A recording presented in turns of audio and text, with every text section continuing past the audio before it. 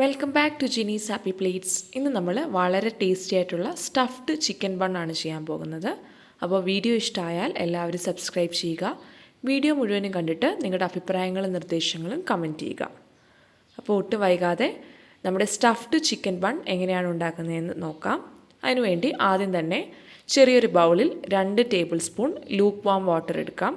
അതിലേക്ക് 1 teaspoon yeast ചേർത്ത് കൊടുക്കാം. ഞാനിവിടെ ഇൻസ്റ്റൻറ്റ് ഈസ്റ്റാണ് എടുത്തിരിക്കുന്നത്. ഇൻസ്റ്റൻറ്റ് ഈസ്റ്റ് ഇങ്ങനെ ചെയ്യണമെന്ന് നിർബന്ധമില്ല, എങ്കിലും ഞാനിതാണ് പ്രിഫർ ചെയ്യുന്നത്.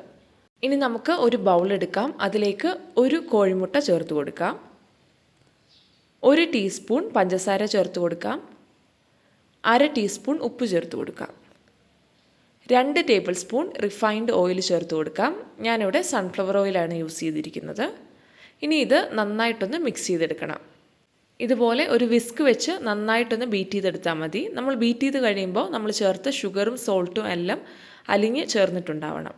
ഇനി നമുക്ക് ഇതിലേക്ക് 2 കപ്പ് മൈദ ചേർത്ത് കൊടുക്കാം. മെഷറിംഗ് കപ്പിലാണ് ഞാൻ ചേർത്ത് കൊടുത്തിരിക്കുന്നത്. 240 ml മെഷറിംഗ് കപ്പാണിത്. ഇനി ഇതിലേക്ക് നമ്മൾ മുൻപ് മാറ്റി വെച്ച് ഈസ്റ്റ് ചേർത്ത് കൊടുക്കാം. എന്നിട്ടിത് കൈകൊണ്ട് നന്നായിട്ടൊന്ന് മിക്സ് ചെയ്ത് കൊടുക്കാം. കൈകൊണ്ട് നന്നായിട്ടൊന്ന് മിക്സ് ചെയ്തെടുത്തതിന് ശേഷം ആവശ്യത്തിനുള്ള ചെറു ചൂടുവെള്ളം ചേർത്ത് നമുക്കിത് നല്ല സോഫ്റ്റായിട്ട് കുഴച്ചെടുക്കണം. ഇത് എത്രയും സോഫ്റ്റായിട്ട് കുഴച്ചെടുക്കുന്നോ അത്രയും സോഫ്റ്റായിരിക്കും നമ്മുടെ ബണ്ണും. അപ്പോൾ ഇവിടെ ഞാൻ നന്നായിട്ട് കുഴച്ചെടുത്തിട്ടുണ്ട്. ഇനി ഇതിലേക്ക് ഓയിൽ മുകളിലൊന്ന് തടവി കൊടുക്കാം. അതിനുശേഷം ഈ മാവ് പൊങ്ങി വരാൻ വേണ്ടി 2 മണിക്കൂർ നമുക്കിത് അടച്ചിട്ട് മാറ്റി വെക്കാം. ആ സമയത്ത് നമുക്ക് ചിക്കൻ ഫില്ലിംഗ് റെഡിയാക്കി എടുക്കാം. ചിക്കൻ കുക്ക് ചെയ്യാൻ വേണ്ടിയിട്ട് ഒരു കുക്കറിൽ ഞാൻ 1/4 കിലോ ചിക്കൻ ചേർത്ത് കൊടുത്തിട്ടുണ്ട്. അതിലേക്ക് 1/4 ടീസ്പൂൺ കുരുമുളക് പൊടി ചേർത്ത് കൊടുക്കാം. 1/4 ടീസ്പൂൺ ഉപ്പ് ചേർത്ത് കൊടുക്കാം. 1/4 കപ്പ് വെള്ളം കൂടെ ചേർത്ത് കൊടുക്കാം. അതിനുശേഷം കുക്കർ അടച്ച് ഹൈ ഫ്ലെയിമിൽ 1 വിസിലും മീഡിയം ഫ്ലെയിമിൽ 5 മിനിറ്റും കൂടെ നമുക്ക് കുക്ക് ചെയ്തെടുക്കാം. ഞാനിവിടെ ബോണുള്ള ചിക്കനാണ് എടുത്തിരിക്കുന്നത്. ബോൺലെസ് ചിക്കൻ ആണെങ്കിൽ ഏറ്റവും നല്ലത്. ഇപ്പോൾ നമ്മുടെ ചിക്കനൊക്കെ കുക്കായിട്ട് വന്നിട്ടുണ്ട്. ഇനി നമുക്ക് ഇതുപോലെ ചെറിയ പീസസ് ആയിട്ട് ഇതൊന്ന് ഷ്രെഡ് ചെയ്ത് കൊടുക്കണം. ഇത് ബോൺലെസ് ചിക്കനാണ് എടുക്കുന്നതെങ്കിൽ ചോപ്പറിലിട്ട് തന്നെ നമുക്കൊന്ന് ചോപ്പ് ചെയ്തെടുത്താൽ ഇത് പെട്ടെന്ന് റെഡിയായിട്ട് കിട്ടും. ഇനി നമുക്ക് ഫില്ലിംഗ് ഉണ്ടാക്കാൻ വേണ്ടി ഒരു പാൻ എടുക്കാം. പാൻ ചൂടായതിന് ശേഷം അതിലേക്ക് 1.5 ടേബിൾ സ്പൂൺ റിഫൈൻഡ് ഓയിൽ ചേർത്ത് കൊടുക്കാം. എണ്ണയൊക്കെ നന്നായിട്ട് ചൂടായി വന്നതിന് ശേഷം അതിലേക്ക് ഒരു വലിയ സവാള ചെറുതായിട്ട് ചോപ്പ് ചെയ്തത് ചേർത്ത് കൊടുക്കാം. സവാള ചേർത്ത് കൊടുത്ത് നന്നായിട്ടൊന്ന് ഇളക്കിയെടുക്കാം. സവാള വേഗം സോഫ്റ്റായി കിട്ടാൻ വേണ്ടി നമുക്ക് ഉപ്പ് ചേർത്ത് കൊടുക്കാം. ഞാനിവിടെ 1/4 ടീസ്പൂൺ ഉപ്പ് ചേർത്ത് കൊടുത്തിട്ടുണ്ട്. ഇനി സവാളയൊക്കെ ഒന്ന് ട്രാൻസ്ലൂസൻ്റ് ആയതിനു ശേഷം നമുക്കതിലേക്ക് 1 ടീസ്പൂൺ മൈദ ചേർത്ത് കൊടുക്കാം. മൈദ ചേർത്ത് കൊടുത്ത് നന്നായിട്ട് ഇളക്കി അതിൻ്റെ റോസ്മെല്ലൊക്കെ മാറിയതിന് ശേഷം 1/2 കപ്പ് പാല് ചേർത്ത് കൊടുക്കാം. ഇതാണ് നമ്മുടെ വൈറ്റ് സോസ് ഫില്ലിങ്. ഇനി ഇത് ഒന്ന് ഇളക്കിയെടുക്കാം. മൈദ ചേർത്തത് കൊണ്ട് തന്നെ പെട്ടെന്ന് ഇത് തിക്കായിട്ട് വരും. നന്നായിട്ടൊന്ന് ഇളക്കിയെടുത്തതിന് ശേഷം ഇതിലേക്ക് മുൻപ് നമ്മൾ ഷ്രെഡ് ചെയ്ത് മാറ്റി വെച്ച ചിക്കൻ ചേർത്ത് കൊടുക്കാവുന്നതാണ്. ചിക്കൻ ചേർത്ത് കൊടുത്ത് നന്നായിട്ടൊന്ന് ഇളക്കിയെടുക്കാം. ഇതിപ്പം ചിക്കൻ താല്പര്യമില്ലാത്തവർക്ക് ഇതിന് പകരം ബീഫോ അല്ലെങ്കിൽ മുട്ട ഷ്രെഡ് ചെയ്തതോ ചേർത്ത് കൊടുക്കാവുന്നതാണ്. ഇതിലേക്ക് 1 ടീസ്പൂൺ ചില്ലി ഫ്ലേക്സ് ചേർത്ത് കൊടുക്കാം. നന്നായിട്ടൊന്ന് ഇളക്കിയതിന് ശേഷം ഒരു മീഡിയം സൈസ്ഡ് ക്യാപ്സിക്കം ചെറുതായിട്ട് ചോപ്പ് ചെയ്തതും കൂടെ ചേർത്ത് കൊടുക്കാം. അത് നന്നായിട്ടൊന്ന് ഇളക്കിയെടുക്കാം. അവസാനമായിട്ട് നമുക്ക് 1/2 ടീസ്പൂൺ പെപ്പർ പൗഡറും കൂടെ ചേർത്ത് കൊടുക്കാം. പെപ്പർ പൗഡറിൻ്റെയും ചില്ലി ഫ്ലേക്സിൻ്റെയും ഒക്കെ ഫ്ലേവർ അവരവരുടെ താല്പര്യത്തിനനുസരിച്ച് അഡ്ജസ്റ്റ് ചെയ്യാവുന്നതാണ്. കണ്ടില്ലേ, നമ്മുടെ ചിക്കൻ ഫില്ലിംഗ് ഇവിടെ റെഡി ആയിട്ടുണ്ട്. വളരെ ടേസ്റ്റി ആയിട്ടുള്ളൊരു ചിക്കൻ ഫില്ലിംഗ് ആണിത്. ഇതുപോലെ വൈറ്റ് സോസ് ഫില്ലിംഗ് താല്പര്യമില്ലാത്തവർക്ക് മുട്ട റോസ്റ്റൊക്കെ ഉണ്ടാക്കുന്ന പോലെ ഉള്ളിയും തക്കാളിയും ഇട്ട് ഒരു ഫില്ലിംഗ് ഉണ്ടാക്കിയെടുക്കാവുന്നതാണ്.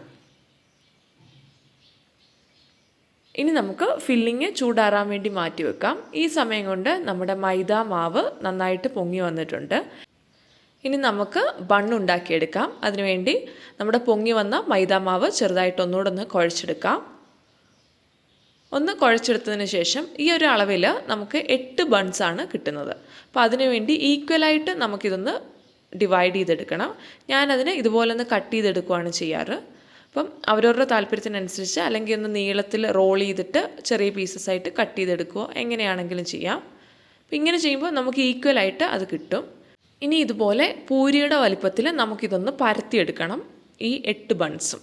ഇപ്പോൾ ഞാനിവിടെ 8 എണ്ണവും ഇതുപോലെ പരത്തിയെടുത്തിട്ടുണ്ട്. ഇനി നമുക്ക് ഇതിലേക്ക് ഫില്ലിങ് വെച്ച് കൊടുക്കണം. ഫില്ലിങ് വെക്കുമ്പോൾ നല്ലപോലെ ഫില്ലിങ് വെച്ച് കൊടുക്കണം. കാരണം നമ്മൾ എണ്ണയിൽ ഫ്രൈ ചെയ്യുന്ന പോലെ ഇത് ഫില്ലിങ് പുറത്തോട്ട് വരുമോ ഇങ്ങനെയൊന്നും നമ്മൾ ബേക്ക് ചെയ്യുമ്പോൾ സംഭവിക്കത്തില്ല. അതുകൊണ്ട് നല്ല രീതിയിൽ ഫില്ലിങ് വെച്ച് കൊടുത്ത്, ഞാനിവിടെ ഒരു മോമോസിനൊക്കെ ചെയ്യുന്ന പോലെ ജസ്റ്റ് ഒന്ന് ഒട്ടിച്ചു കൊടുക്കുക മാത്രമാണ് ചെയ്തിരിക്കുന്നത്. അപ്പോൾ എങ്ങനെയെങ്കിലും നിങ്ങളുടെ താല്പര്യത്തിനനുസരിച്ച് അതൊന്ന് ക്ലോസ് ചെയ്തിട്ട് ഇതുപോലൊന്ന് ഉരുട്ടിയെടുക്കാവുന്നതാണ്. നമുക്ക് രണ്ടാമത്തെ ബണ്ണും ഇതുപോലെ ഫില്ലിങ് കൊടുക്കാം. നന്നായിട്ട് ഫില്ല് ചെയ്തതിന് ശേഷം ഇതുപോലെ ജസ്റ്റ് ആ മൈദാമാവ് ഒന്ന് എല്ലാത്തിനും കൂടെ ഒന്ന് ഒട്ടിച്ച് കൊടുത്താൽ മാത്രം മതി. നമ്മൾ ബേക്ക് ചെയ്യുവായതുകൊണ്ട് ഇത് പുറത്തോട്ട് പോത്തോ അങ്ങനെയൊന്നുമില്ല. ഇതുപോലെ ബാക്കിയെല്ലാം ഫില്ല് ചെയ്ത് നമുക്ക് മാറ്റി വെക്കാം.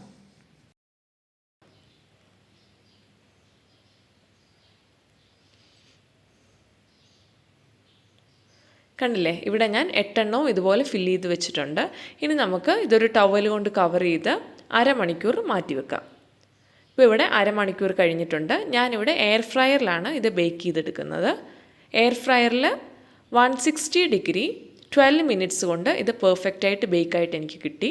അതിനുവേണ്ടി മുകളിൽ നമുക്ക് എഗ് വാഷ് സ്പ്രെഡ് ചെയ്ത് കൊടുത്തിട്ട്, അതായത് ഒരു മുട്ട ബീറ്റ് ചെയ്ത് ജസ്റ്റ് മുകളിലൊന്ന് സ്പ്രെഡ് ചെയ്തിട്ട് കറുത്ത എള്ളും കൂടെ ഞാൻ സെസമേ സീഡ്സും കൂടെ മുകളിൽ വെച്ച് കൊടുത്തു. അതിനുശേഷം 12 മിനിറ്റ്സ് കൊണ്ട് തന്നെ ഇത് റെഡി ആയിട്ട് കിട്ടിയിട്ടുണ്ട്. 2 ബാച്ചായിട്ടാണ് ഞാൻ ചെയ്തത്. ഇത് നമുക്ക് ഓവനിൽ വേണമെങ്കിലും ചെയ്യാം. 180 ഡിഗ്രി 20 മിനിറ്റ്സ് കൊണ്ട് ഇത് റെഡിയായി കിട്ടും. കടായിൽ മീഡിയം ഫ്ലെയിമിൽ 20 മിനിറ്റ്സിൽ റെഡിയായിട്ട് കിട്ടും. എല്ലാവരും ട്രൈ ചെയ്ത് നോക്കുക, എല്ലാവർക്കും ഇഷ്ടമാകും. താങ്ക്